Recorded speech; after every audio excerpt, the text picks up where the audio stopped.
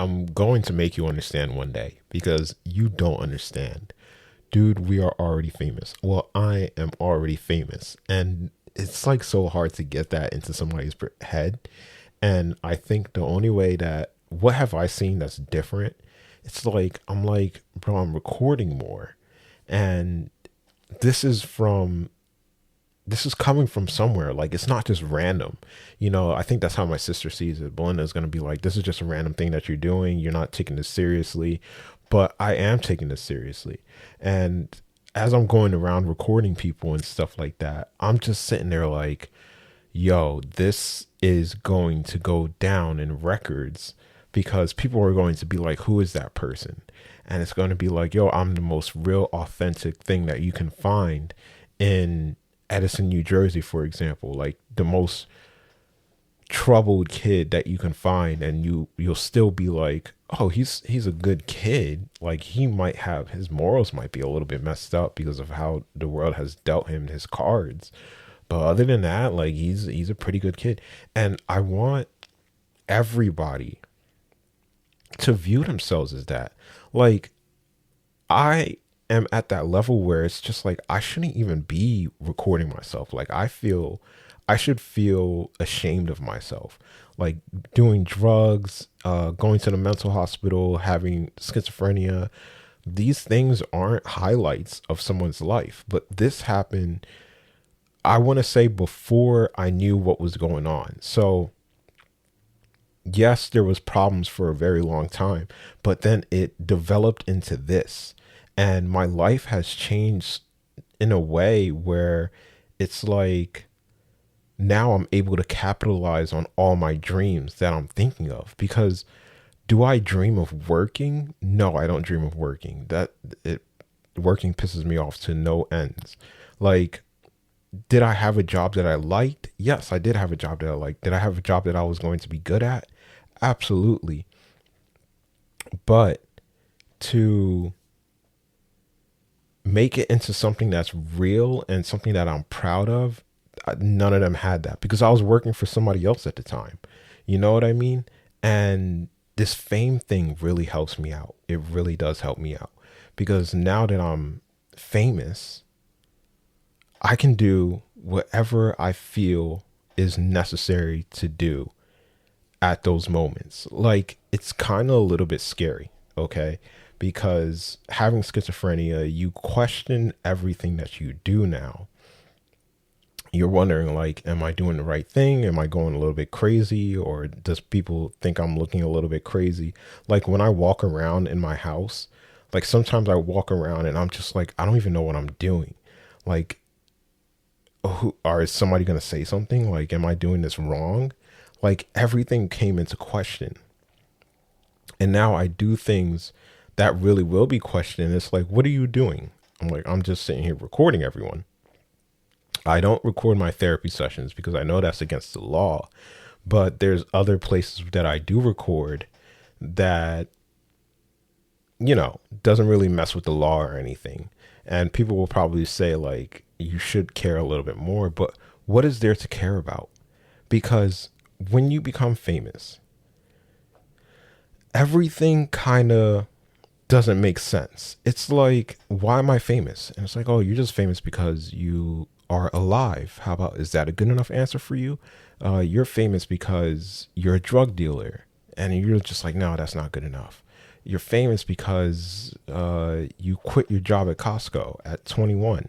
It's like, no, that doesn't make sense. And you're getting all this information and you're just like, no, that's not enough. That's not enough. And then it just all starts clicking for you. It's just like, why am I famous? Why shouldn't I be famous? And what should I do now that I am famous? Like, what should I start doing? And, you look at all the examples and everybody is recording themselves. They're making music videos. They're making TV shows. They're doing this, that, and the third. So they gave you the blueprint of what to do. All you got to do is go and get it. And that's where I'm at right now. It's just like, all I have to do is just go and get it. And everybody here is along for the ride, unfortunately, because I could sit here and record myself constantly. I constantly record myself, or I can make you a part of it. And you are a part of my life. And with schizophrenia is so interesting because when you hear voices, they're just very real, and it changes your perspective of life. You know, it actually changes you in a way that you wouldn't think possible. At first, for me, it was a bad change. You know what I mean? Like, I thought that uh, I shouldn't take my medication, for one bad example of that. But it gives you such it's like so freeing, because now that you hear voices and now that you believe that everybody is watching you constantly, what you're doing and how you're living your life, now you can be more open with the world. Even though the world is not ready for it, you're one step ahead. You're like 5 steps ahead at this point, because everybody is so scared to share their life. And you're just sitting there like, my life has already been shared. Like, when the police come and get you, when you have schizophrenia, they go through your room. They go through your house. So you're like an open book to everybody. You have to be an open book to everybody. And everybody thinks that they don't have to be an open book with you. Like, no, that's not how it works. It's a give and take type of thing. So when I started going through all that stuff of, okay, now the cops are going to be called on you. Okay, now you hear voices. Okay, you see things that aren't really there, and you're going to get into a lot of trouble in life, and your life is going to be seriously hard. You're going to be disabled for the rest of your life. It's like, what are you going to do about it? You know what I mean? And, you know, people are very greedy and very selfish. So when they expose your life like that, they think that nothing is going to happen. You know, when I first heard the voices, I was kind of like, I got raped. Basically, I was like, I got raped. And I didn't understand where that was coming from. I was blaming my friend, and he didn't do anything to me, right? But I'm sitting here thinking to myself like, yo, I got raped. But in reality, I was also like, okay, those voices were really, really tough. Like, hearing them was actually very hard. Like, it wasn't an easy thing to do, and it felt kind of like rape. So I was like, oh, if I was saying I was raped, I was talking about the voices and how they first came into contact with me.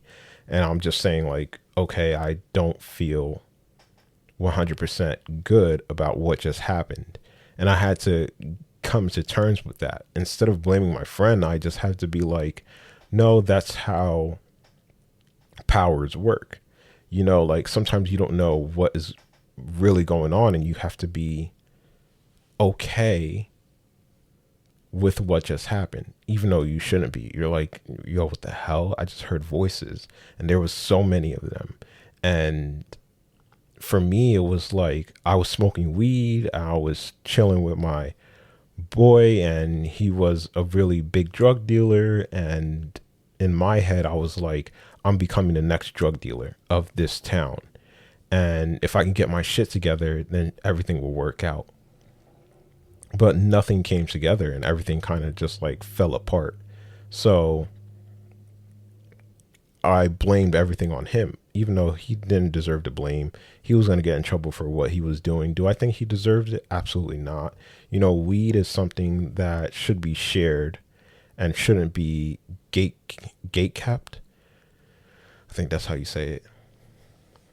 But it was just my situation that built me and how I think till up until now. So it's just like, bro, I'm famous. So I'm going to do famous type shit. Unfortunately, like, I'm going to do shit that will piss you off. It's going to piss you off. And I can't, what am I going to say about it? This is my life. This is how it's going to go right now.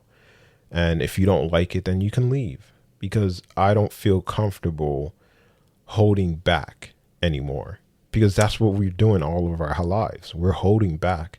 Like, I keep telling myself, I keep thinking to myself, I'm like, yo, bro, if everybody got on board if I was like, guys, I'm famous, and everybody was like, okay, we have to do something about that. I'm like, what do you have to do about it? Okay, we're going to have to start changing your life because your life has already changed, has it not? I'm gonna be like, yeah, my life has changed. I'm famous, and I don't know what to do with myself at this point. Like, I can't think further than that. Like, it's just like you're famous, and boom, what's next? Now I have to work as hard as I can to reach that fame because it doesn't even make sense. It's like, bro, you're famous, so why do you have to do anything? Why don't you just sit at home and just read books for the rest of your life? You already did the hardest job out there. You became famous, and why don't you just be content with that? And I'm just like, it's not enough. Now I want the real thing. Even though what I went through was very real. Now it's like I want the recognition. I want the recognition now because it seems like you guys knew about this and haven't said anything about it. Like, nobody talks about how people with bipolar disorder and grandiose delusion, how they can have delusions of fame, and how does it change that person's life? Nobody talks about it. They just say like, oh, they just need medication. After we give them some medication, they're fine. It's like, no, we're not fine. After dealing with that, now it's like, holy crap, I need to do more. I feel like I should do more. And it's so real because these people that deal with fame they go homeless. I almost went homeless. I almost went to a freaking facility for a really long time. I would have been in there for years, a year, maybe 6 months. The longest I was in the hospital was for a month, you know, and people ignore that. They're like, whatever, they're not famous. And it's like, no, they are famous. These people that you see on the street, they're famous, bro. Like, how can you not see that? And how can you just ignore it because you don't want to give them money? That's how it basically works out. So it's just absolute bullshit. And we need to start turning that shit around. But this is how I'm aiming to turn it around. It's just like, if we don't have the camera crew that's there that's going to be following us, then somebody has to start doing it because it's very real. And if people don't like what they hear, then I tried my best. You know what I mean? Like, I tried to convince them that, hey, there are other famous people in this world and we need to start recognizing them. And these people are just like, no, we don't want to recognize these people. Unless you can memorize a whole album in your head and perform and dance in front of a crowd, we're not going to acknowledge you. Unless you have billions upon billions of dollars, we're not going to recognize you. Unless you're business savvy, we're not going to recognize you. But you have people that are on the street that are taking risks that nobody's willing to take. Nobody's willing to take those risks. And you just leave them for dead. And it's really fucked up, bro. It's really messed up. And that's why I'm trying to do something about it. Like, what do you want? You want definitive proof? How do you want to take this? Are you going to take me seriously? You know what I mean? What's going to get you to notice me? How's this going to work out for you? How's this going to work out for me? It's just so fake, man. It's just so fake.